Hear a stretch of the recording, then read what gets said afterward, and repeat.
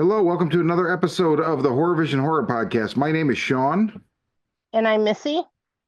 and we're going to talk spoiler free about James Ashcroft's new movie, The Rule of Jenny Penn. This just opened wide in theaters today. I didn't know anything about this movie until like a week ago. You messaged me and asked me if I knew about it. Yeah, I didn't know anything about it either. I always, because I have the movie pass, I'll always check to see what movies are playing on Thursdays when I'm off. Um, es- Particularly horror movies, and everything that's in the theater right now, I had I had already seen, or it wasn't something I cared about. And I noticed that this was some new horror movies. I briefly looked it up on IMDb and saw a very short trailer and saw that it had John Lithgow in it. And I was like, all right, this looks weird. I'll try this. So I went in pretty much totally blind. I'm not familiar with the director. Are you? The name sounds familiar.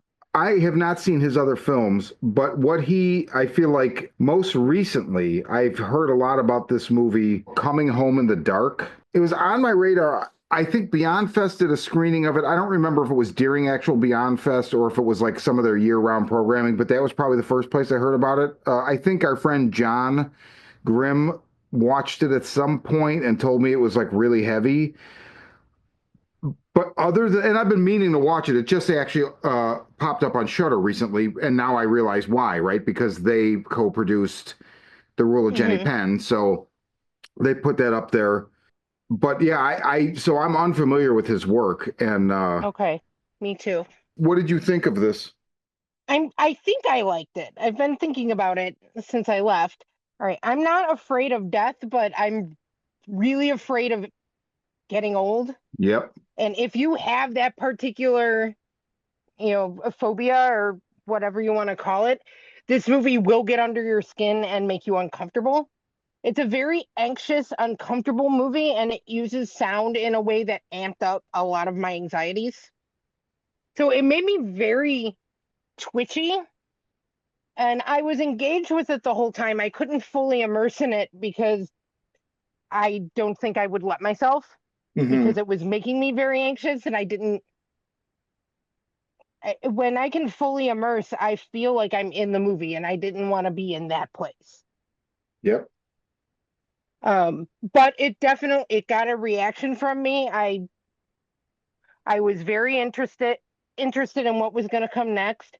That fucking puppet creeps me the hell out. Yep. John Lithgow was, I mean, both him and Geoffrey Rush were, very, very good. And John Lithgow is scary as hell like when he plays unhinged. He Yeah, plays fucking unhinged. yeah. Um, I'm I'm glad we watched it. It's not really my kind of thing. You but I it's probably not something that I would watch again, but I enjoyed it for what it was. I would definitely second that. I loved it in a way, but there's definitely that love has something in front of it that's like keeping me from embracing it, and it is literally like so uncomfortable because they're showing you all these old people in this. So we're going spoiler free, but the basic gist of this is Jeffrey Rush. We start the movie. He's a judge. He has an incident, so he's a self-made man or whatever, Hmm.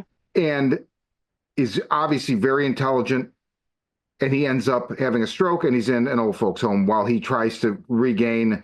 He's not immobilized, but he's in a wheelchair and he has trouble with, I guess it's like the right side of his body or whatever. So he's working with a physical therapist, and he is not nice to anybody. His roommate, who's a former rugby star, he's not nice to him. He's not really nice to any of the people there, like that work there or whatever. And John Lithgow's character is a character that walks around with this creepy puppet on his hand and basically just makes the clients at this old folks home, he just makes their lives a living hell, particularly Rush's roommate. this is the kind of movie where there are going to be people that are like, this is not fucking horror. And that's fine. If it doesn't fit your definition of horror, that's fine. To me, this is the second scariest movie I've seen other than Civil War. See, those are the things that scared the living fuck Mm-hmm. out of me. And so Yeah. with this, you're looking at all this population, right? The denizens of this old folks home, and you're like, which flavor of old folk will I be? Will I need somebody to spoon feed me? Will I, I mean, it's like literally, oh yeah, like this is where we all end up, not necessarily nursing home, but just like old age and being decrepit and losing your faculties. Like everybody's going there. So you're staring at it the whole fucking time, and it is not easy to fucking look at because it's the point of the movie. So Right. it's a horror movie to me. It certainly scared me more than any horror movie genre, like we always talk about this. How do you recapture that feeling when you were a kid and you feel like, you Mm. saw something, the Howling the first time or whatever? Like Right. this isn't that, but you're not going to get that again because you've lived, I'm going to be 49 this month. Like I've lived 49 years. So it's hard for a movie to scare me in that way, but this scares Right. me in a deeper way, a more Right. uncomfortable way. Yeah, it made me very uncomfortable and anxious. And I agree, it is a horror movie. It's I mean, it's like a psychological mindfuck kind of horror movie. It's not a fun horror movie. No. Um, but I I think it's a good one. It like if you're in the mood for, that kind of just anxious, uncomfortable, oppressive kind of like it. I don't want to say it's a slow burn, but it's not. It, It's yeah, it's it's kind not a of. slow burn, but also I feel like there's enough kind of there's like some not funny necessarily, but Hmm. there's like Well, and it's horror too, in like that people as monsters kind of way. Like yes, because the John Lithgow character he's a bully and he's tormenting all these people and doing awful things to them. Like it's the kind of shit that can happen. I think overall, I'd say that I liked it. It's not something you need to see in a theater. Like it's fine in a theater. agreed. Although the sound you did That's it true. is The great sound sound is design. the sound is great. Um, but I just mean that it's not like The a substance. big, yeah, it's not a big cinematic spectacle kind of movie. This is more that quiet, encroaching, imminent kind of horror. Yes, and there's like oddities in it that remind me of Damien McCarthy movies, but not exactly. Like Caveat and Oddity, like Oh, yeah, yeah. there's that Okay. kind of like this like really moments where people are doing things and you're like, what the fuck? What? I don't understand. What is he doing? What like? And some of that alleviates some of the oppressiveness of this movie. And like Lithgow's dance, right? That's all I saw of the trailer. When you asked me about this, That's I the found the trailer I trailer saw too. and I watched the first 27 seconds where he puts on that record and he's got the pup and he starts doing a dance where he's kicking his Yeah, knees up real the high or whatever. EIEIO song. Yeah, I stopped it right there. I'm like, I'm good. I will go see this in the theater. Right. So there's stuff like that where it like cuts the oppressive. It's not just this super dour. Like it also reminds me of Gaspar Noé's Vortex, the movie that stars Dario Argento and I forget the actress's name, and they're like an old couple in Italy, and it kind of Okay. follows them. And it's a contemplation on old age, and Okay. it's very hard to get through because A, it's kind of real time, and B, Okay. it's just like you're just seeing these people like in their old age, and it's just like, Mm-hmm. oh my God. But I saw it in the theater and I was like, that was amazing. I'm so glad I put in the work to experience that. I would never watch this again. Mm-hmm. I remember you talking about that when you saw it. I haven't seen it. It's not something that I'm going to seek out or anything. Hmm. Um, that's pretty much how I felt about this. I don't think I'd watch it again. I mean, maybe if somebody, Yeah, like maybe. Peter wanted to watch it or something. But I mean, I don't regret the time I spent with it. Well said.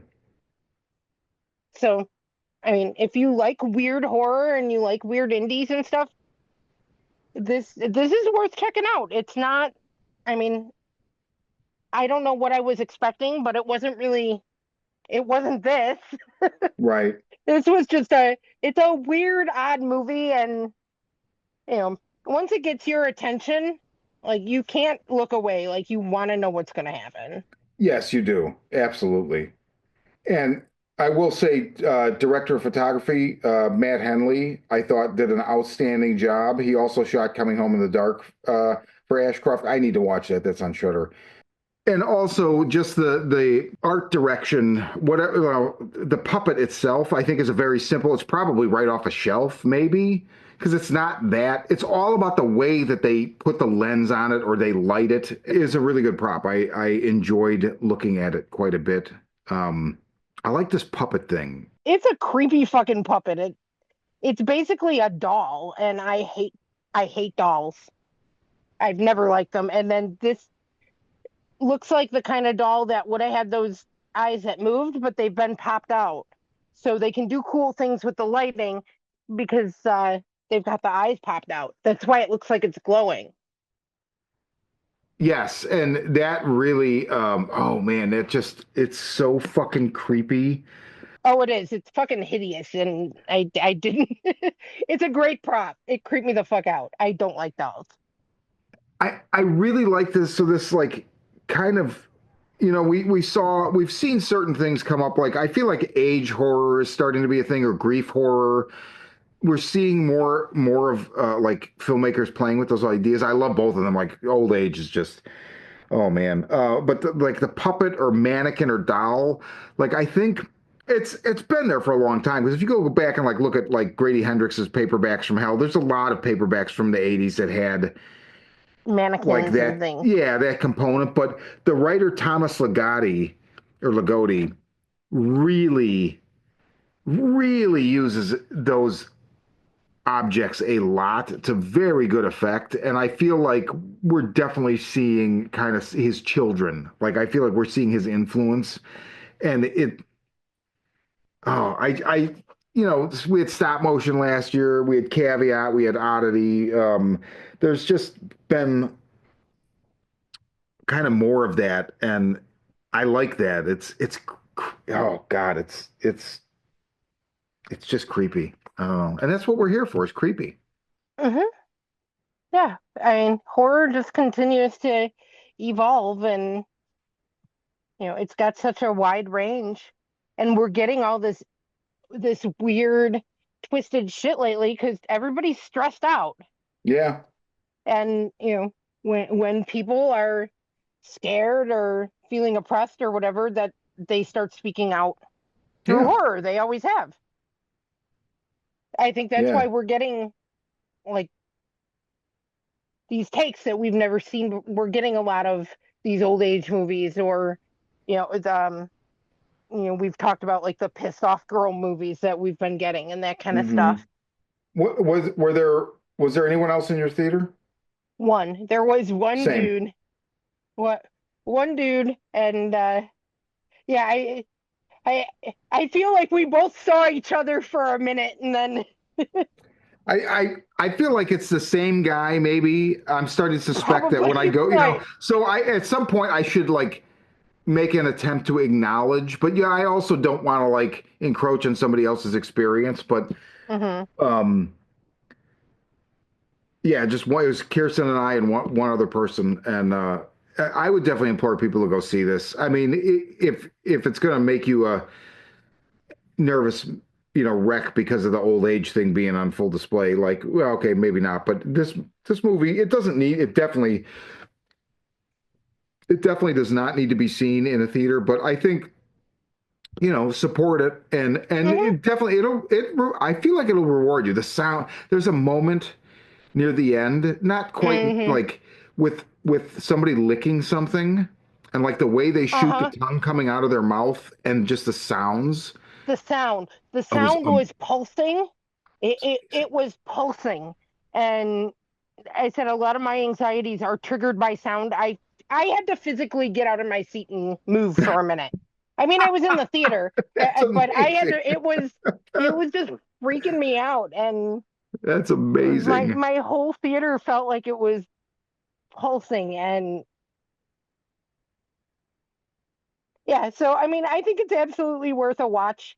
If if you're a theater lurker like we are, it's worth checking it out in the Yeah, theater. definitely. If you're not, and you're somebody who only gets to the theater once in a while for like the big stuff that you really want to see, then watch it when it hits streaming. It's a Shudder movie. It's going to be Yeah, there. it'll be on Shutter. Yeah. I believe I just saw the listings for what comes up this month, and it's going to pop on Shudder by like the end of March. Oh, So really? I swear I just saw it on a Oh, list. wow. Okay. Well, I'm glad they opened this A lot at of the times theater. these small like straight to Shudder movies, they're up there within a few weeks. Azrael Yeah, was the same way. that's true. That Um, is true. So, but yeah, Jenny Penn, the rule of Jenny Penn, James Ashcroft, uh, go support it and think about how we're all going to end up being old and just how fucking horrifying is that. And that's what we're here for, is to be horrified. So, for the horrified horror vision, I'm Sean. and I'm Missy.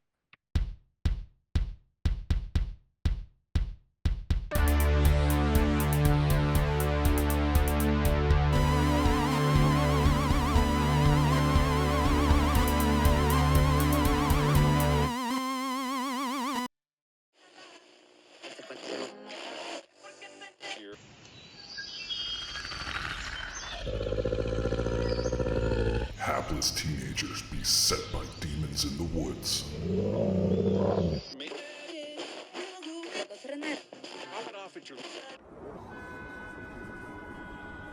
A strange new drug that turns art into murder.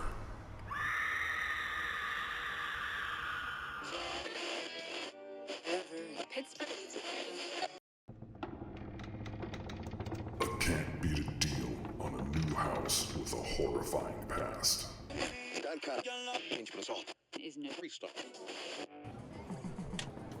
A video game that might usher in the apocalypse.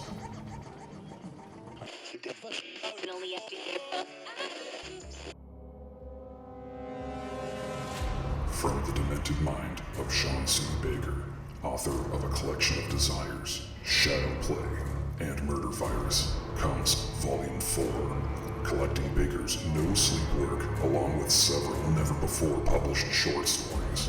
This 99-cent volume also includes the opening chapter of the author's forthcoming teenage giallo novel, Black Gloves and Broken Hearts, due out later this year.